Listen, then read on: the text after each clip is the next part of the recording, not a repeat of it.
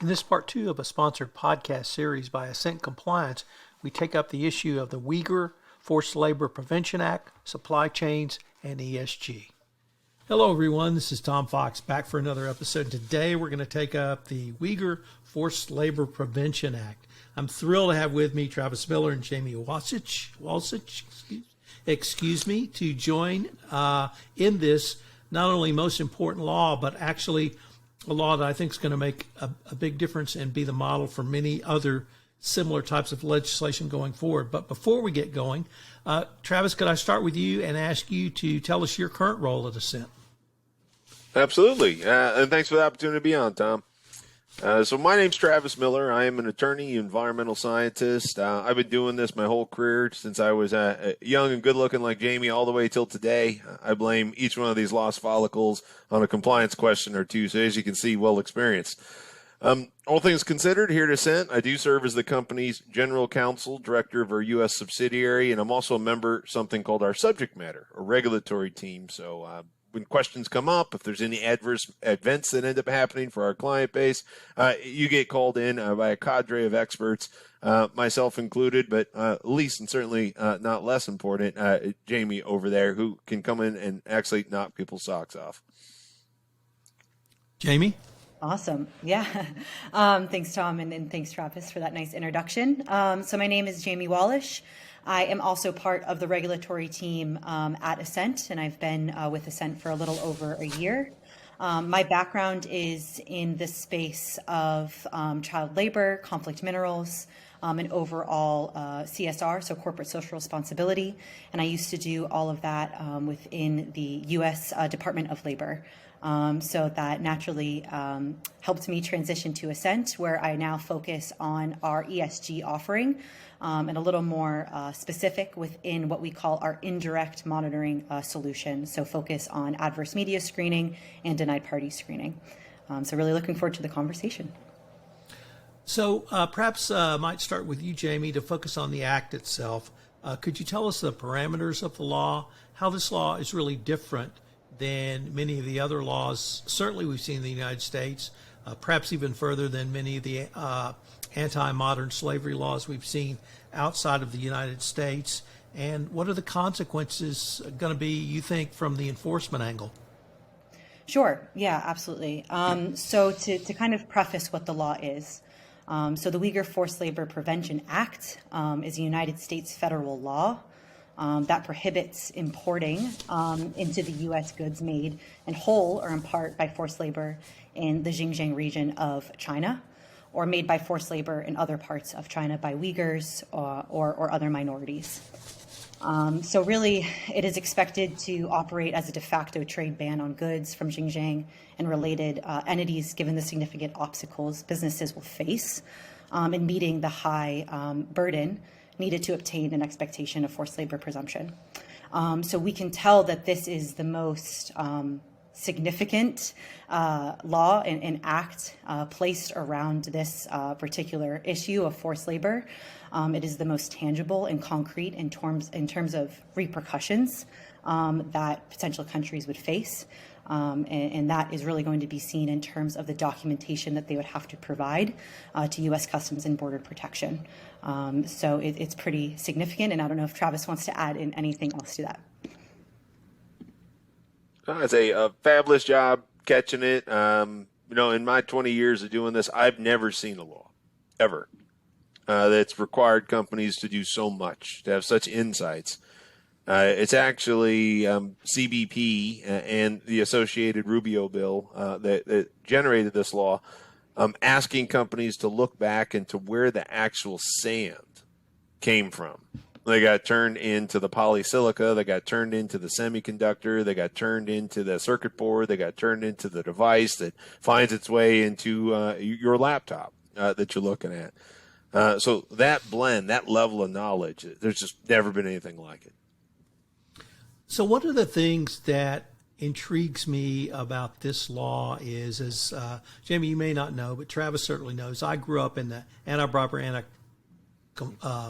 corruption compliance space, so I tend to see things through that lens and that angle. But this law touches on so many aspects of the corporate function. I see it as an ABC, in addition, of course, to trade and economic sanctions. But within the broader context of U.S.-China relations, is this a law that you think focuses on the human element, the anti-slavery element, or the modern trafficking, if we could even take it there? Is it a part of an overall trade strategy, or perhaps all of the above? I apologize, is that to me? Yes. Yeah, so to answer simply, absolutely. It's combining all elements of, what you would expect to see in corporate social responsibility, and even beyond that, this big movement around environmental, social, and governance, right? So the UFLPA is a first signal from the U.S., government that all of this is not only integrated, but is highly important and relevant to each other, right? And to where we want to go and who we want to do business with, and knowing that they're complying and meeting those standards as well. So it's all relevant and it's all coupled together. And it's really signaling the intersectionality of all of these particular topics under CSR and ESG. Travis, if it's really true that you have lost hair for every compliance question you've been asked, those in export control or trade sanctions may be looking forward to losing a lot of hair over this law. So with that intro, how would you assess the compliance requirements of this law, including due diligence requirements? Yep.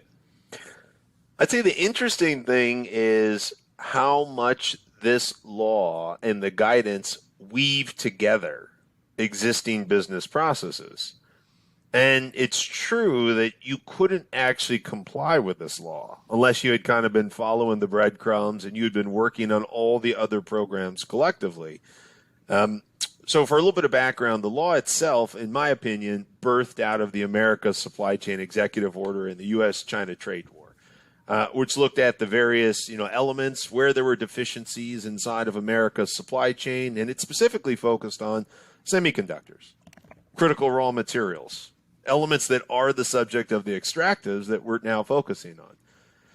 But to comply with it, you couldn't actually even start unless you already had a product compliance program in place.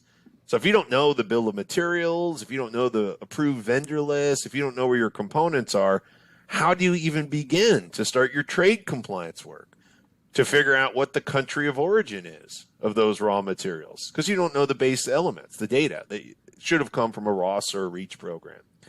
And until you did the country of origin and the classification of commodities and goods, how do you even begin the ESG program, which relates to the raw material sourcing, the conflict minerals, the anti-bribery, the anti-corruption investigations?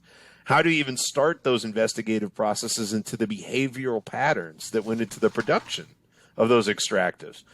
So really, in my opinion, the UFLPA isn't novel in that it created something new. It's novel in that it's forcing companies to use all of the existing business processes to tie back the breadcrumbs and figure out things that they should already know, and then to be responsible for reporting on them. Jimmy, if I could turn to you, how would you expect a regulator to assess a company's compliance program with this law?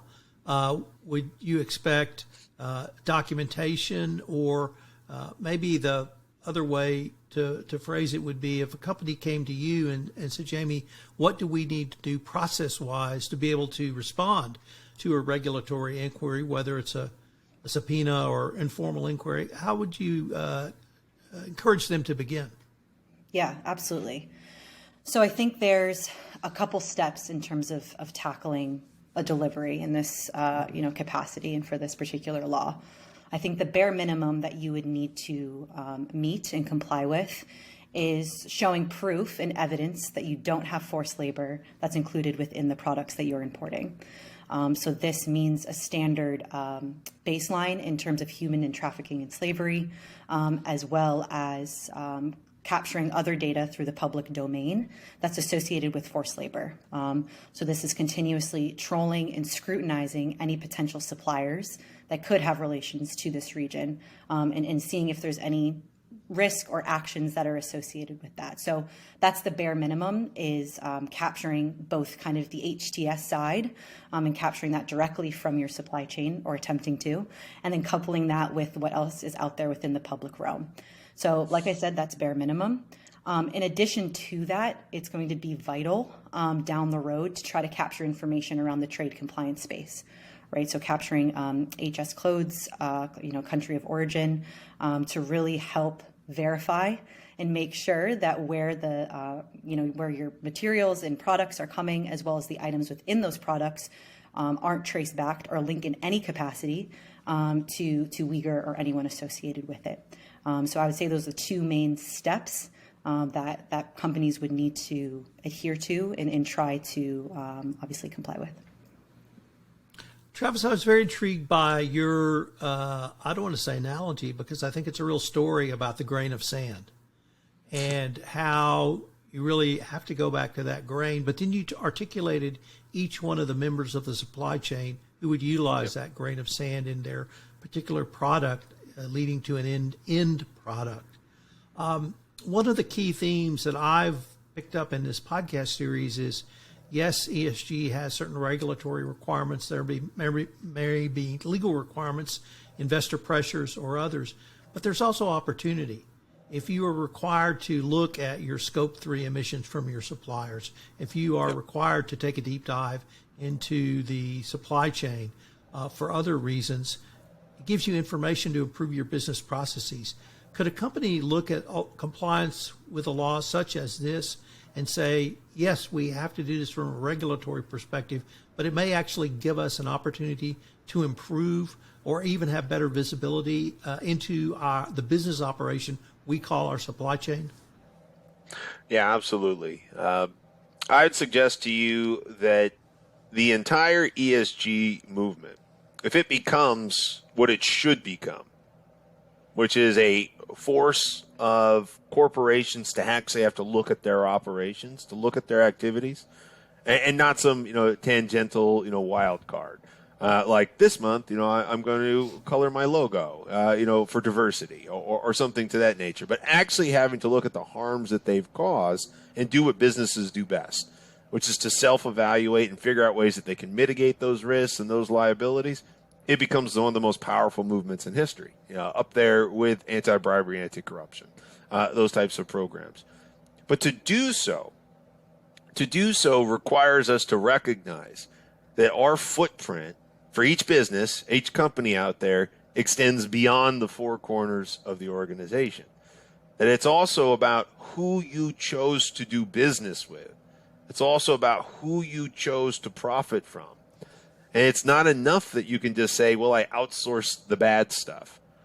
It's okay that I have slaves in my supply chain because I don't have them internally. It's okay that bribery is happening in my supply chain because it's not happening by me. That's no longer a sufficient answer. And that's really what's coming to light. It's this assessment, it's this realization that you are the sum of your components. You are the sum of your relationships. The business is not an island. It's everything being pulled together, and your entire impact on the globe, on the people, on the world, on the business processes that derives your profitability now have to be considered. And that's quite revolutionary if you think about it. Jamie, we have mentioned several times U.S.-China relations, political relations, and this perhaps trade war relations.